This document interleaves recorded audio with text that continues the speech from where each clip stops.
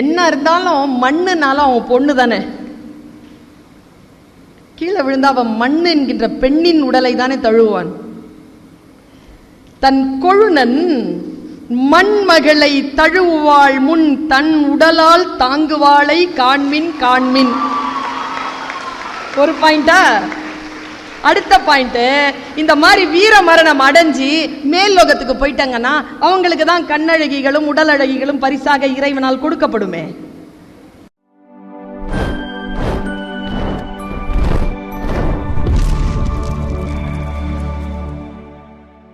நான் ஒரே ஒரு வீரம் மட்டும் சொல்றேன். தமிழனுடைய வீரம் வந்து இன்னைக்கு இருக்கக்கூடிய வீரம்லாம் இல்லைங்க. இன்னைக்கு ஆக்சிடென்ட்ல மேடம், ஒரு காலத்துல ஆக்சிடென்ட் ஆச்சுன்னா உதவி செய்வாங்க. இப்போ செல்ஃபி எடுக்கிறான். ஆக்சிடென்ட் ஆகி கிடக்கிறத செல்ஃபி எடுக்கிறான். இன்னைக்கு ஒரு ஆள் சோடா சோடான்னு கத்தனான். சோடா வாங்கிட்டு வந்து கொடுத்தாங்க. அடிப்பட்டவனுக்கு கொடுக்கல, அவன் குடிக்கிறான். எனக்கு ரத்தத்தை பார்த்தா படபடப்பாயிடும் அப்படின்ட்டு.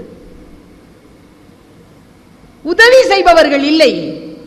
என் காலத்திலும் ஐயா காலத்திலும் யாராவது 2 பேர் சண்டை போட்டுட்டு இருந்தா உள்ள புகுந்து விளக்க மாட்டேன். விளக்க மாட்டோம். இன்னைக்கு விளக்குறோமா? இல்ல. இன்றைய கலாச்சாரம் மாறி போனது.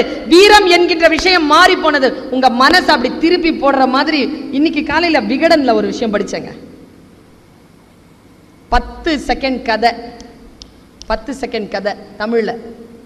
நீ ஆங்கிலத்துலலாம் இந்த உணர்வை எழுதவே முடியாது. ஹிந்தியில கூட எழுத முடியாது.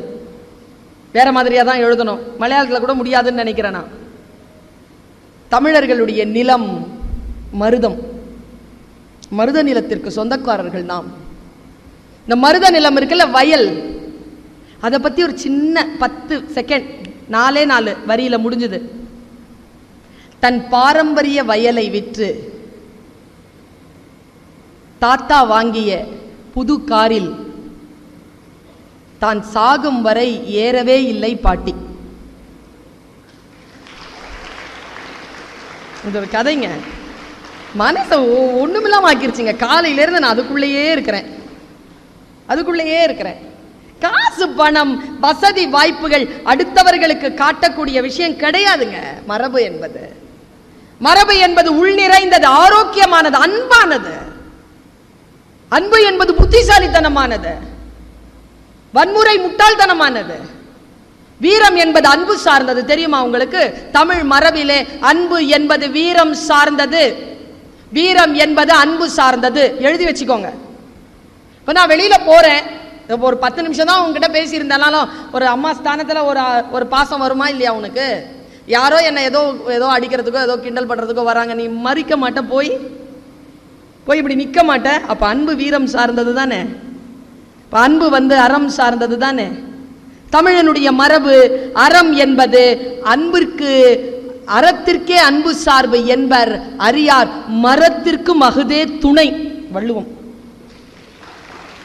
மரத்திற்கும் அகுதே துணை, வீரத்திற்கும் அன்புதான் என்று பேசுகிறது வள்ளுவம். நான் ஒரு காட்சியை சொல்றேன். நீங்க கேமரா, மைண்ட்ல இருக்கிற ஒரு கேமரா ஆன் பண்ணுங்க. நான் ஒரு காட்சியை சொல்றேன். போர்க்களம்.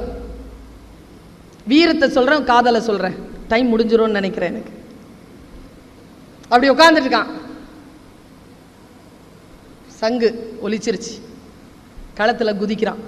யாரு? நம்ம வீரன். குதிச்சுட்டு அவன் கையில வேல் இருக்கு. இது குறள்ங்க. குறள்ல இருக்கிற ஒரு காட்சி.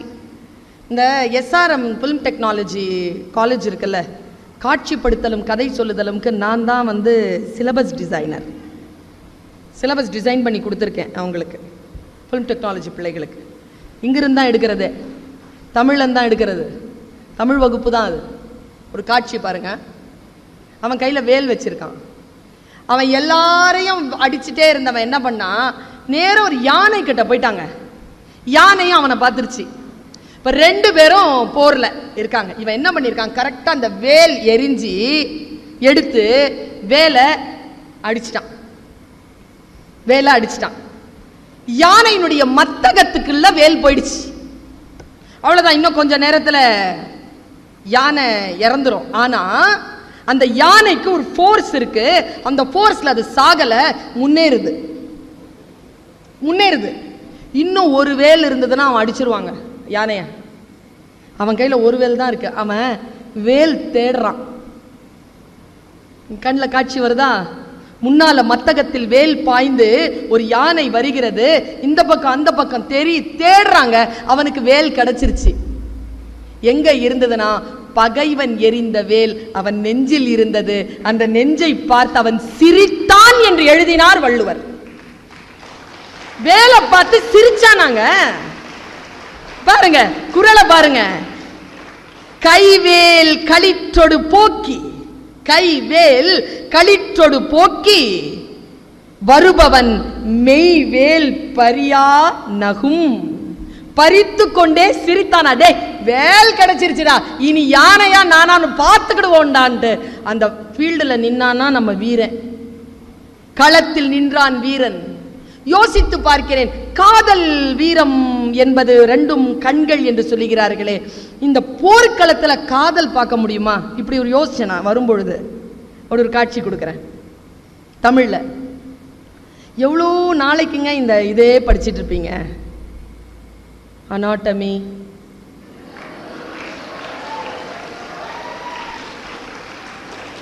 கெமிஸ்ட்ரி, ஆர்கானிக் கெமிஸ்ட்ரி,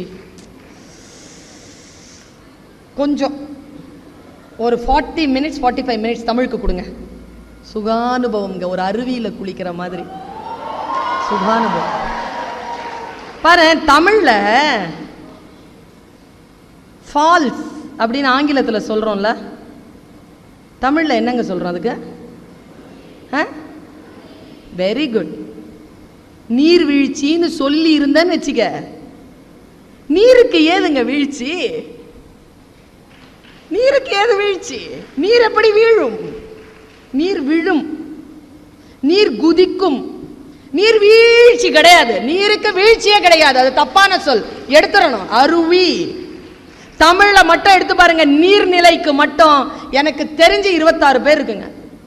வாவி, அருவி, கிணறு, ஓடை, கடல், முன்னீர், ஊருணி, நீங்க தேடிக்கிட்டே போங்க. ஊற்று, சுனை, எத்தனை நீர்நிலைகள். அந்த நீர்நிலைகளினுடைய அந்த அழகு அருமையான மனதை மலர்த்தி காட்டுகின்ற பூங்க பூ. நான் எனக்கு உணர்ச்சிகள் மோதுகிறது. நான் தடுமாறுகிறேன். இங்கிலீஷ்ல என்னன்னு சொல்வேன் நீ? பூவை அப்புறம் அப்புறம் அப்புறம் ஏய் நான் சொல்லவா? பூ பாரு, மொட்டு, பூ. எங்க உண்மையே மாஸ்டருங்க, தமிழை கண்டுபிடிச்சவன் மாஸ்டருங்க அவன். இதை பாருங்க, மொட்டுங்க. கொஞ்சம் இப்படி அப்படி கொஞ்சம் அப்படி இருந்தா அரும்பு, இப்படி கொஞ்சம் அப்படி இருந்தா போது, இப்படின்னா அலர், இதுனா பூ, இதுனா மலர், இது வி. பொசிஷன்ல பேர் வச்சான் பாருங்க. எந்த பொசிஷன்ல பூ இருக்குதோ பூ மலர மலர பேர் வச்சாங்க. பூ மலரத யாராவது பார்த்திருக்கோமா? மலர மலர பேர் வைக்கிறானே இவன். மலர மலர பேர் வைக்கிறான். பெண்கள் வளர வளர பேர் வைக்கிறான். பேதை, பெதும்பை, மங்கை, மடந்தை, அறிவை, தெரிவை, பேர் இளம்பெண். கடைசியா முடிச்சாம்பார். பொண்ணுகிட்ட வயசை கேட்க கூடாதுன்னு சொல்றோமா இல்லையா? பேர் இளம்பெண். ஆம்பளைங்களுக்கும் இருக்கு, 7 பருவம் இருக்கு. ஆண்களுக்கும் இருக்கு, பெண்களுக்கும் இருக்கு. பாருங்க, நான் தொட்டு விட்ட இடத்துல இது தொடர்கிறேன். போர்க்களத்தில் ஒரு காதல் காட்சி. இந்த கலவரத்திலையும் ஒரு கிளுகிளுப்பு. போர்க்களங்க. கேமரா ஆன் பண்ணுங்க. நேரம் நெருங்குகிறது. இன்னொரு 5 மினிட்ஸ். போர்க்களம். charismatic wife, so lovable wife. அந்த மாதிரி 2 வைஃப் எனக்கு தெரியும். ஒன்று மிஸ்ஸஸ் தசரதன் கைகேயி, ஒன்று மிஸ்ஸஸ் ஷாஜஹான் மும்தாஸ். இந்த 2 பேரையுமே போர்க்களத்துக்கே கூட்டு போவானுங்களாம். இவங்க புருஷமாருங்க போர்க்களத்துக்கே கூட்டு போவாங்க.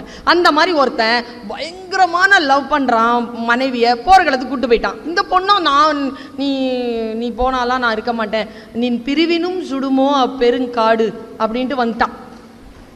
கூடவே வர்ற காட்சி ஆரம்பிக்குது. இதை எழுதியவர் ஜெயங்கொண்டார்.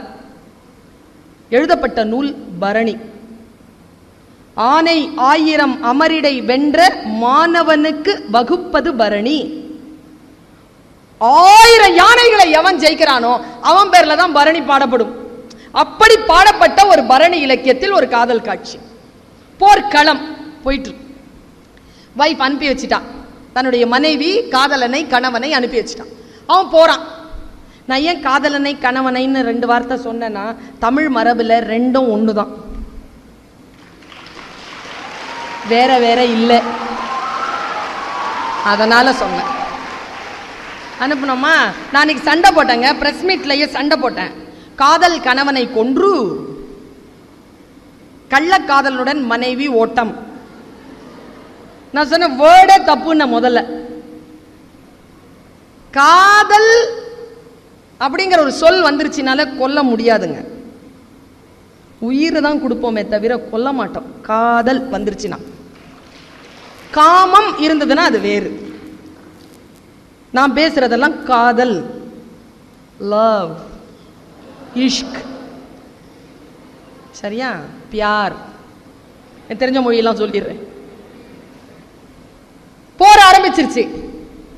வாய் பார்த்துட்டு இருக்கா, சரியா களமாடுறான் அவன் காதலன். அப்படி ஒரு வேல் வச்சுக்கிட்டு நம்ம தம்பி ஆடினான்ல முன்னால, அந்த ரேஞ்சில் ஆடுறான். அவனை வேற எப்படிதான் புகழறதுன்னு தெரியல எனக்கு.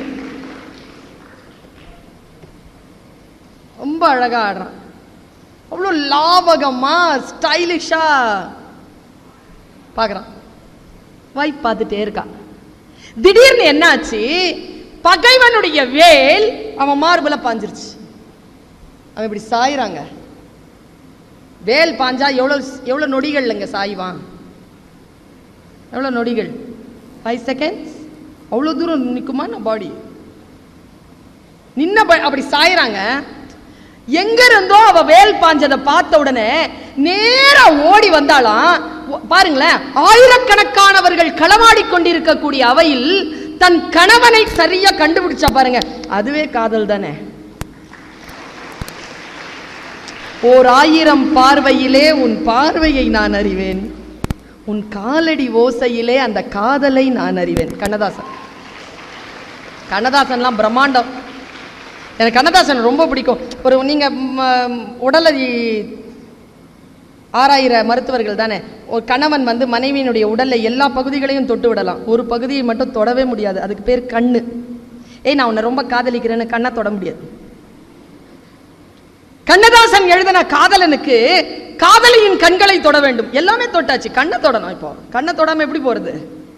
அவன் எழுதுறான், கண்ணதாசன் எப்படி வரிகளை எழுதுறான் பாரு.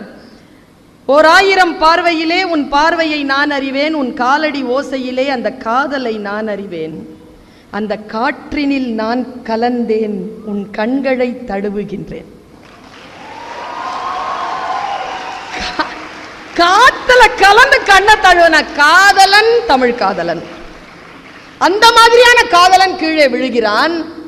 தன் உயிரோடும் ஆன்மாவோடும் ஒன்றிணைந்த கணவன் கீழே சாய்கின்ற அந்த வினாடியில ஜெயங்கொண்டார் எழுதுகிறார், ஓடி வந்து தன் உடம்பால தன் புருஷன் உடம்பு அப்படி தாங்கிட்டாளாம். புருஷன் உடம்பு மேல விழுது, இவ கீழே விழுந்துட்டான்.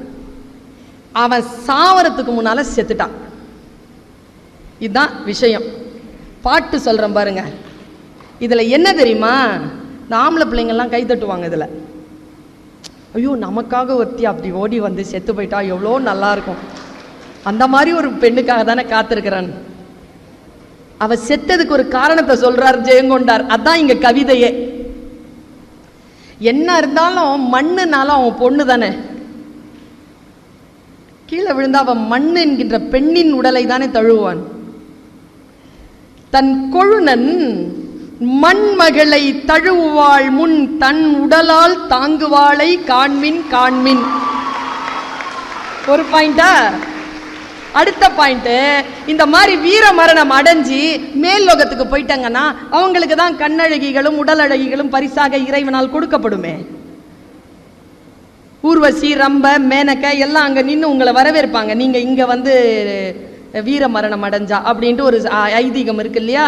அதனால தன் கணவன் செத்துட்டானா அங்க போன உடனே யாராவது ஒரு பெண் வந்து, விண்ணாட்டு மகளிர் தன் கணவன் உயிரை புணரா முன்னம் தன் ஆவி ஒக்க விடுவாளை காண்மின் காண்மின். மண்மகள் தழுவாள் முன் தன் உடலால் தாங்கி விண்ணாட்டு பெண்கள் அவன் உயிரை புணர்வதற்கு முன்பு தன் ஆவி ஒக்க விடுவாளை காட்டுகிறார் ஜெயங்கொண்டார் பரணியில். நீங்கெல்லாம் என்ன பண்ணணும்னா, MBBSல ஃபர்ஸ்ட் 2 இயர்ஸ்க்கு ஒரு 4 செமஸ்டராவது தமிழை பாடமா வைக்கிறதுக்கு போராடுங்க.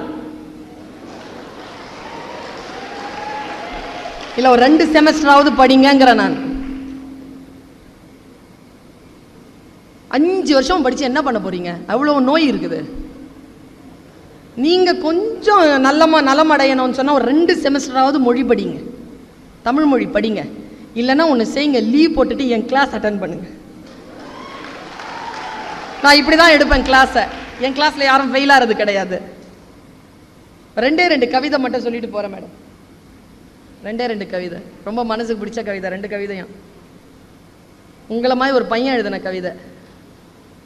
எனக்கு நான் ஸ்கூலுக்கு காலேஜ் போகிறதுக்கு முன்னால் ஸ்கூல் போயிருந்தேன். உங்களை சொல்கிறேன் பாருங்களேன், உங்களுக்கெல்லாம் கவிதை வரும், அது வயசு கோளாறுல வரும். ஃபஸ்ட்டு எழுதுங்கிற நான் தப்பில்லை. யாராவது படித்தா கிண்டல் பண்ணுவாங்க நம்மளை. உன் பாதம் பட்ட இடத்தில் நான் சாதம் போட்டு சாப்பிடுவேன், அப்படிதான் ஃபஸ்ட்டு வரும். தப்பில்லைங்கிற நான் எழுதிரு. தட்டி பார்த்தேன் கொட்டாங்குச்சி, கீழே பார்த்தேன் கற்பாம்பூச்சி, எடுத்து பார்த்தேன் செத்து போச்சு, கீழே விட்டா ஓடி போச்சு. எழுதுங்கிற. கிண்டலா வந்தாலும் எழுது. எழுத்து நல்லது, அது ரிஃபைன் ஆகும், போக போக ரிஃபைன் ஆகும். என் கிளாஸ்ல 9th ஸ்டாண்டர்ட் பாய்ங்க, நான் இது பல மேடைகளில் சொல்லியிருக்கேன், இந்த குழந்தைகளுக்கு அது புதுசுங்கிறதுனால சொல்கிறேன். நான் MA முடிச்சுட்டு ஃப்ரெஷ் கிராஜுவேட். எனக்கு வந்து ஒரு 3 மாதம் ஸ்கூல் டீச்சராக இருக்கிறதுக்கு வேலைக்கு வாய்ப்பு கிடைச்சிதுங்க. நான் கொஞ்சம் வறுமையில் இருந்தவ, எனக்கு என் பெட்ரோலுக்கு காசு வேணும். அதனால் நான் காலேஜில் யூனிவர்சிட்டியில் பர்மிஷன் வாங்கிட்டு இங்கே போய் ஜாயின் பண்ணேங்க. MA ஃப்ரெஷ் கிராஜுவேட்னா 4th இயர் 5th இயர் படிக்கிற ஒரு வயசு எனக்கு. சரின்னு போய் உட்காந்தேன். டிபார்ட்மெண்ட்டில் சரியான வரவேற்பு இல்லை ஸ்கூலில், ஏன்னா புது ஆள் வந்திருக்கு உள்ளன்னு. 3 மாதம் இருக்க போகிறேன் வேற. அது ஆட்டிடியூட் காட்டுவாங்கல்ல, இங்கெல்லாம் எப்படின்னு தெரில, அங்கே காட்டுவாங்க, பயங்கரமாக காட்டுவாங்க. நான் சரின்னு உட்காந்துட்டு இருந்தேன். எல்லாரும் போயிட்டாங்க, எனக்கு கிளாஸ் இல்லை. ஒரு நல்ல வளர்த்தியான ஒரு பையங்க, வளர்த்தியான ஒரு பையன் அப்படியே போனான், கிராஸ் பண்ணான், நின்று இப்படி பின்னால் வந்தான் பாருங்க. வந்து இப்படி பார்த்தான். எவ்வளோ பயமாக இருக்கும் தெரியுமா? அப்போது திக்குன்னுச்சு எனக்கு. சரி நம்ம போயிட்டான். மறுபடியும் இப்படி கொஞ்ச நேரம் பார்த்துட்டு போயிட்டான். அப்புறம் அவன் கிளாஸில் பண்ணால் அவன் இருக்கிறான் பின்னால். நான் அறத்துப்பால் நடத்திட்டு இருக்கிறேன். பின்னால் உட்காந்து குடு குடு குடுக்குன்னு ஏதோ எழுதுறான். நான் இப்படி பேசினா இப்படி இருக்கணும் அவை. யாராவது ஏதாவது குனிஞ்சு ஏதாவது வேலை செஞ்சால் கண்டுபிடிச்சிருவேன். இருக்கக்கூடாது அப்படி. என் கிளாஸ் அப்படி இருக்காது. அப்படி தீப்பத்தி போட்டால் அப்படி பற்றி எரியும், குப்புன்னு எரியும், அப்படி இருக்கும் கிளாஸ். அப்படி பார்த்துட்டே இருக்கிறேன். அவன் குடு குடு குடு குடுன்னு ஏதோ எழுதுறான். கொஞ்ச நேரத்துக்கு முன்னாடி இந்த தம்பி எழுதிட்டு இருந்துச்சு, எழுதிட்டே இருந்தான். வெறுப்பாக இருந்துச்சு. ஏய் என்னடா, யாரா அது, என்ன பண்ணுறாரு? அவன் எழுந்துருச்சுல, நீங்கள் பேசுகிறீங்க, நான் என்னன்னு கேட்டேனா அப்படின்னு உட்காடுறான். இந்த பாரு, நான் வெளியில் வந்தால் தான் பயந்த மாதிரி நடிப்பேன், மேடையிலலாம் வந்துட்டேன், கிளாஸ்லலாம் வந்துட்டேன்னா சிங்கம் புலி யானை கூட ஒன்றும் பண்ண முடியாது, அந்த அளவுக்கு இருப்பேன் ஃபோர்ஸ்ஃபுல்லாக. அவன் என்ன பண்ணிட்டான், மறுபடியும் குடுகுடுன்னு இருந்தான். இந்த மாதிரி ஒரு பையன் என்ன பண்ணா, பின்னால் பக்கத்தில் உட்காந்துருந்தவன் கவிதை எழுதுறான் மிஸ் அப்படின்ட்டு அவன் டைரியை புழுங்கிட்டு வந்து என்கிட்ட கொடுத்துட்டு முன்னால் உட்காந்துட்டான். உஷாரா பின்னால் போனா அடிப்பான்ட்டு. நான் பிரித்து படிக்கிறேங்க என்ன எழுதுறான்ட்டு. 14 வயசு மேடம், 14 இயர்ஸ். பியூட்டிஃபுல்லாக ஒரு, எனக்கு ஃபோட்டோகிராஃபிக்கல் மெமரி. எனக்கு ஒரு 500-600 கம்பராமாயண பாட்டு தெரியும். பார்த்தா மனப்பாடம் ஆகிடும். இப்படி எதுனா அப்சர்வேஷன் தான், அதான் வந்து வெற்றியின் ரகசியம், வேறு எதுவுமே கிடையாது. ப்ரொஃபஷனலுக்கான சீக்ரெட்டே அதுதான், அப்சர்வேஷன் ஆன்ல இருக்கணும், ஆர்டிகுலேஷன் பண்ணணும், அதுதான். அது பண்ணிடுவேன் நான். அப்படியே கப்புன்னு மனப்பாடம் ஆயிடுச்சு. ஃபோட்டோகிராஃபிக்கல் மெமரி இதுதான். 4 வித பண்புகளும் இருக்கும். ஃப்ரெஷ்ஷாக எழுதியிருக்கான். 4 வித பண்புகளும் இருக்கும், அவள் நாவசைய 4 முறை பிறக்கும். 14 வயசு, 9th ஸ்டாண்டர்ட். 4 வித பண்புகளும் இருக்கும், அவள் நாவசைய 4 முறை பிறக்கும். விழி சந்திரனோ சூரியனோ என்று தினம் மையமெழ கண்களிலே ஜாடை பல தெரிக்கும், உடல் சிலிர்க்கும். அன்றொரு நாள் பெண்ணவளை பார்த்தேன், அன்றொரு நாள் பெண்ணவளை பார்த்தேன், அந்த பெண் அழகை கண்டு மனம் வேர்த்தேன். இமிசை வெண்பா டேஷ் போட்டு அட அட பீடி வாங்க காசு இல்லை, பென்சு வண்டி யோசனையா என்று மனம் சொன்னவுடன் மறந்தேன், உடனே இறந்தேன் என்று எழுது. எனக்கு எங்கிருந்து தான் கலவரமாச்சுன்னு தெரியல. புத்தி நேரம் திருக்குறள் எல்லாம் அப்புறமா பார்த்துக்கலாம், மூடி. ஏய் வெள்ளவான், நீ நம்ம ஜாதிக்கார பயலா இருக்கிற, கவிதை எழுதுற, சொல்லு என்னது என்னது இது? மேஸ் தந்துருங்க மேஸ், இன்னைக்கு தான் நீங்கள் வந்திருக்கிறீங்க, உங்களை காலையில் தான் நான் பார்த்தேன், கொடுத்துருங்க. என்னை பற்றி உங்களுக்கு தெரியாதே? எல்லாம் தெரியும். யாரா இது? என்னது இது? மேஸ் I am a bad boy அப்படின்னு நான் பாரு. நானும் பாய் தான். சொல்லு, எது கேட்குறீங்க? சூப்பரா இருக்குடா, குழந்தை மாதிரி ஆனாம் பாருங்க சட்டுன்னு. நிஜமாவா மிஸ் அப்படின்னா? ஆமாடா சூப்பரா இருக்குடா. யாருக்கிட்டையும் சொல்ல மாட்டீங்களே? சொல்ல மாட்டேன்டா. பிரின்சிபல் கிட்ட போட்டு கொடுக்க மாட்டீங்களே? போட்டு கொடுக்க மாட்டேன்டா. பேர் சுஜாதா மிஸ் +2. சொன்னா சார், நான் சொன்னேன் எப்படிடா +2ங்கிற, நீ 9th ஸ்டாண்டர்ட் இருக்க. நான் 3 வருஷம் ஃபெயில் மிஸ். பாரு, அந்த ஞாபகத்தில் இவன் ஃபெயில் ஆகிருக்கிறான். அவனை வழிபடுத்துறதுக்கு யாரும் இல்லை, மொழியை அவனை சரி செய்வதற்கு நல்ல ஆசிரியர் இல்லை. நான் சொன்னேன், இந்த பொண்ணெல்லாம் தூக்கி வை, அது ஒரு இன்ஸ்பிரேஷனாக வச்சுக்கோ. இந்த கவிதை உன்ன மாதிரி யாருக்கும் வராதரா. எழுதுறியா? எனக்கு எழுத வருது மிஸ், ஆனால் எனக்கு சரியாக தெரியல மிஸ், நீங்கள் சொல்லி தரீங்களா? மிஸ் என்னோடலாம் நின்று பேசாதீங்க, உங்களுக்கு கெட்டதுன்னு சொல்லிவிடுவாங்க, நீங்கள் சொல்லுங்கள், நான் ஏதாவது ஒரு இடத்துல வந்து உங்ககிட்ட பேசுகிறேன். ஒன்றும் இல்லை, நீ ஸ்டாஃப் ரூம்க்கே வந்து பேசு. ஸ்டாஃப் ரூம்க்கெல்லாம் வந்து பேசுடா, நான் பார்க்குறேன், வந்து பேசு. வந்தான் உட்காந்தான். நான் சொன்னேன், நல்லா எழுதுற, ராகத்துக்கு எழுதுவியா? தெரியாது மிஸ். தத்தகாரம் போடுறேன், எழுதுவியா? தெரியாது மிஸ். நான் சொல்லித்தரேன், எழுதுவியா? எழுதுற மிஸ். எழுதுனா நீங்கள் எனக்கு என்ன தருவீங்க அப்படிங்கிறான். இந்த குழந்தை இல்லை, உனக்கு என்னடா வேணும்? அவன் என்ன தெரியுமா அங்கே கேட்டான்? பாரதிதாசன் கவிதைகள் கேட்டாங்க. 9th ஸ்டாண்டர்ட் பாய் என்கிட்ட கேட்டது பாரதிதாசன் கவிதைகள். வாங்கி தரேன்டா, உனக்கு வாங்கி தரேன். சுந்தரராமசாமியின் புளியமும் மரத்தின் கதை இருக்கு, அதையும் படி, அதையும் வாங்கி தரேன்னு சொன்னேன். அது என்னன்னு தெரியாது மிஸ். படி, வாசிப்பு பழக்கத்தை வச்சுக்கோ. உங்களுக்கு இன்னைக்கு சொல்றேன், நூல்னு பேர் வச்சாம்பார் தமிழன் புக்குக்கு. ஏன் யோசிச்சு பார்த்துருக்கீங்களா? வலம்புரி ஜான் சொன்னாரு, காதுகள் என்கின்ற இந்த துளைகளில் நல்ல நூல் நுழைந்தால் என்ன நடக்கும் அப்படிங்கிறத சொல்றதுக்கு சொல்றார். ஊசியின் காதுகளில் நூல் நுழைந்தால் அது ஆடையின் கிழிசல்களை தைக்கும். நல்ல காதுகள் என்கின்ற இந்த துளைகளில் நல்ல நூல்கள் நுழைந்தால் இதயத்தில் இருக்கக்கூடிய கிழிசல்கள் தைக்க உதவும். அதனால் நூல் என்று பெயர் வைத்தான் தமிழன். நூல் வாசிக்கணுங்க. ஒரு நூலுக்கு நாம் செய்யக்கூடிய ஆகப்பெரிய அவமரியாதை அதை வாசிக்காமல் இருப்பதுதான். இதுவரைக்கும் நீங்கள் எந்த நூலையும் காசு கொடுத்து வாங்கியதே கிடையாது. வாங்கியது எல்லாம் காகித கூலியும் அச்சுக்கூலியும் தவிர எந்த நூலையும் காசு கொடுத்து உங்களால் வாங்கிவிடவே முடியாது. சிந்தனைகளை எப்படி பணம் கொடுத்து வாங்க முடியும்? அவ்வளவு உயர்ந்தது புத்தகங்கள். அவன் புத்தகத்தை கேட்டான், தரேன்டான. எப்படி மிஸ் எழுதுறது? ஒரு பாட்டு சொல்றேன்டா, எழுது நீ. தான தனந்தன தான தனந்தன தானா தன தான தனந்தன தான தனந்தன தானா. தெரியல மிஸ். சரி, இப்படி சொல்றேன், அந்த வயசு பையனுக்கு புரியுற மாதிரி. அவ வானத்து நிலாவை வளைச்சி போட்டு வச்சிருக்கா பொட்டு. அவ வானத்து நிலாவை வளைச்சி போட்டு வச்சிருக்கா பொட்டு, அது அத்தா மனசை தொட்டு. இவ்வளவுதான் கவிதை. எழுதுவியான்னு? விட்டுருங்க மிஸ், நான் எழுதிக்கிறேன்ட்டான். விட்டுருங்க நான் எழுதிக்கிறேன்ட்டான். எழுதிட்டு வந்தாங்க. அதை சொல்லிட்டு நான் முடிவு சொல்லி நான் போறேன். எழுதுங்க குழந்தைகளை, படிங்க, எழுதுங்க. உங்களுக்கு என்று ஒரு உலகத்தை உருவாக்கி கொள்ளுங்கள். ரொம்ப நேரம் ஃப்ரெண்ட்ஸோடையே இருக்காதீங்க. தனிமையில் புத்தகத்தோடு இருங்கள், வாசிங்க. ரொம்ப அற்புதமான ஒரு ஃபீல். வகுப்பறைகளில் இருந்து வெளியேறி நூலகங்களில் உங்களுடைய துறை சார்ந்த நூல்களை மட்டும் வாசிக்காமல் இலக்கியங்களை வாசித்து அதில் கொஞ்ச நேரம் அப்படி இளைப்பாரி கொண்டு வாருங்கள். அது உங்களுக்கு ஆயுளை கூட்டி தரும், உங்களுக்கு சக்தி நிலையை கூட்டி தரும். நான் சொல்லுகிறேன். அவன் குழந்தை வந்து அடுத்த நாள் டைரி கொடுத்தான், எழுதியிருந்தாங்க. அதுவும் எனக்கு போட்டோகிராபிக்கல் மெமரி, அப்படியே சொல்றேன். கண்ணுக்குள்ளி இருக்கு காவேரி போல காத்து இருக்கும் பொண்ணே. அந்த பொண்ணை பத்தி தான் எழுதியிருக்கிறான். அவனால அங்கிருந்து வெளியில ஏற முடியல, அவனுக்கு இன்னும் பயிற்சி தேவை.